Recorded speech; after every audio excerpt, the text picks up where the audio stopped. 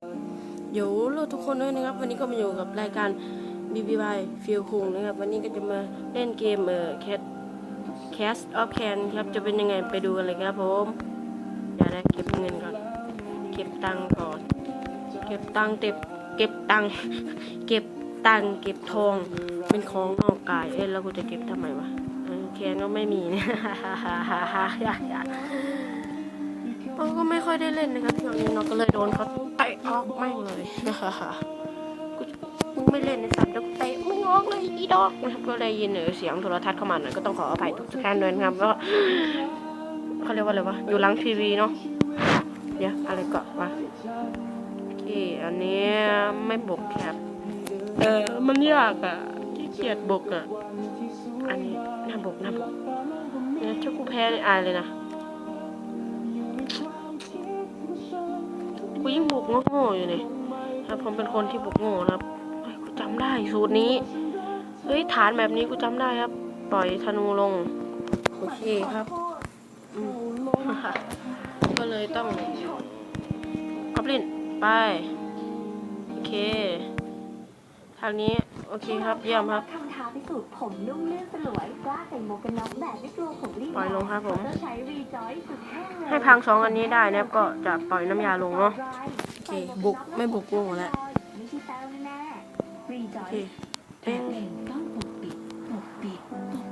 วันนี้ไม่ต้องปกปิดอีกต่อไปเรื่องมาติอัลตร้ากูปล่อยอันนั้นว่ะกูปล่อยเร็วเกินว่ะแรกสีจางลงอ่อนนุ่มขึ้นและลดรอยแผลเป็นด้วยมาติอัลตร้ากำแดกข้างในมึงครับปล่อยครับโอเคครับอันนี้ครับเลมครับ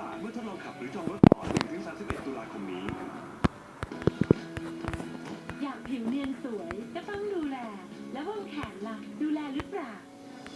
ไอ้บุกกูแล้วเงินแค่นั้นแล้วทั้งช่วยปกป้องและดูแลผิวใต้วงแขนให้ดูเนียนดึกได้ทาครีมเป็นประจำเนียนสวยจนน่าสัมผัสโอเคก็ดาวเดียวโอเคครับเยี่ยมครับนะที่ปนก็ไม่ใช่อะไรหรอกครับหินบ้านกากแล้วก็ถ้วยดีอยู่นะครับช่วงนี้ไม่เล่นเก็บตังค์นะครับช่วงนี้เล่นเก็บถ้วยอย่างเดียวเนาะยิงมันโอเคเย่พี่บิ๊กมึงก็จะได้ช่วยด้วยมวลกระดูกเริ่มลดลงดิฉันทานแคลเทรดพลัสค่ะแคลเทรดพลัสมีแคลเซียมสูงพร้อมแร่ธาตุที่ช่วยให้กระดูกแข็งแรงโอเคยิงบ้านเข้าบ้านเลยโอเคเยี่ยมนับน้องนูเนาะน้องนูเร็วๆหน่อยน้องนูนี่ครับผมน้องนูเวล3ยิงกากมากเลยนะครับผมน้องนูเวล3ยิงกากมากเลยโอเคอาจจะเชื่อเลยวะช่างแม่งโอเคครับนะครับสถิติใช่ปะน่าจะใช่เนาะนี่ครับสถิติผมรู้ไงวะกูต้องหาเคนเข้าก่อนใช่ไหมเนี่ยไม่เป็นไรครับ นะเบาๆยังไม่ถึงไหนเลยอาร์เจนตินาไม่ค่อยรู้ว่ะเบาๆเลเวล3แล้วเว้ยเปล่าครับเปล่าอันนี้วันชื่อผิดกูก็ต้องขออภัยด้วยเนาะ โอเคนับ7เลยนะพ่องได้ไม่ช่างแม่งเดี๋ยววะ นี่เขาพากันส่องแบบนี้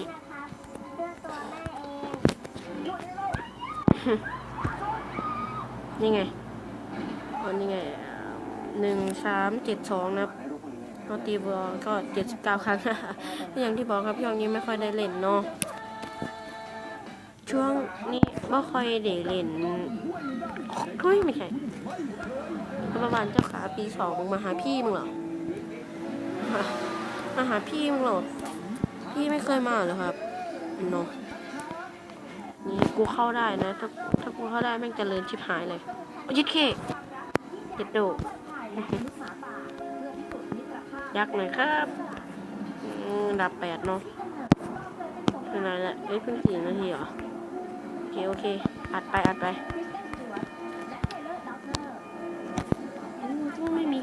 อัพแล้วเนาะมีแค่เนี่ยที่จะอัพก็คือรั้วเนาะรั้วนะครับ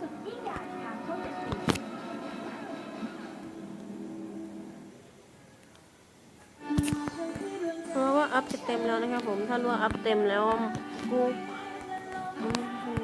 ผมจะไม่อัพตัวนี้นะเนี่ยนะครับกูจะไม่อัพนะครับผม กูจะไปอัพละไม่อัพมึงเพราะว่าไม่ได้นะครับและอันนี้ก็เต็มแล้วนี่มึงจะมาอัพบ้านเป็นบ้าน7เลยนะครับใครว่าผมขึ้นบ้านเร็วก็คอมเมนต์ด้วยนะครับเพราะผมจะอัพรั้วเสร็จปั๊บผมจะเก็บเงินอัพเนี่ยบ้านนี่ครับผมใครบอกว่าผมขึ้นบ้านเร็วไปก็คอมเมนต์ด้วยนะครับผมเนาะถ้ามีกระแสตอบรับพี่ขึ้นน้องพี่อะไรประมาณนี้ขึ้นบ้านเร็วไปมากเลยก็ผมจะค่อยๆที่จะขึ้นบ้านอันนั้นนะครับขึ้นบ้านช้าๆเดี๋ยวเพชรซัดเพชรแค่ซื้อบ้านหลังที่2ได้แล้วเว้ยวู้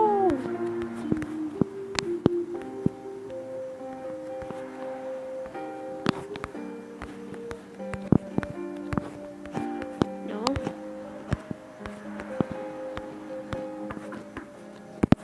ซื้อปั๊บขุดเลยนะครับผมเดี๋ยวอย่าเพิ่งขุดอย่าเพิ่งสร้างนะครับมาอันนี้ก่อนเนาะ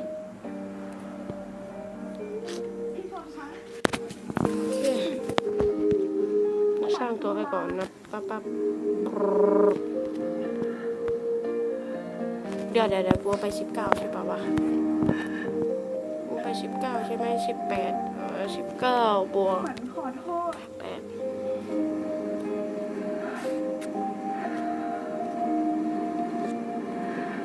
ลาก่อนนะคะ โอเค พี่ชม ปั๊บลิ้นเลยนี่เนาะอันนี้ก็เอาไป50โอเคอัน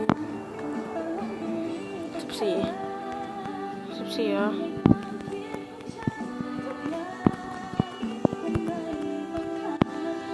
พูดไปตัวเดียวก็พอมั้งนะครับเอาไว้เพิ่มพลังให้เจ้าตัวนี้นะครับ เจ้าธนูนะเอาเพิ่มพลังให้น้องหนูโอเคมาดึนเดี๋ยวดึน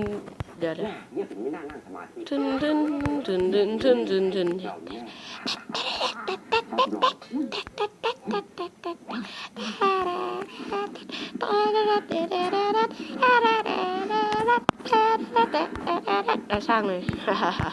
อย่าเยี่ยมมากเลยครับผมเนาะเท่าไหร่ละอุ้ย16นะให้ถึง5ก่อนกูค่อยลาเนาะ เนี่ยผมดีนะหลบทันไม่งั้นแล้วก็ขอรักนะครับไม่มีใครตอบโต้เลยว่ะเราเกิดแป๊บนี่โอเคครับสำหรับวันนี้ก็ต้องลาไปก่อนสวัสดี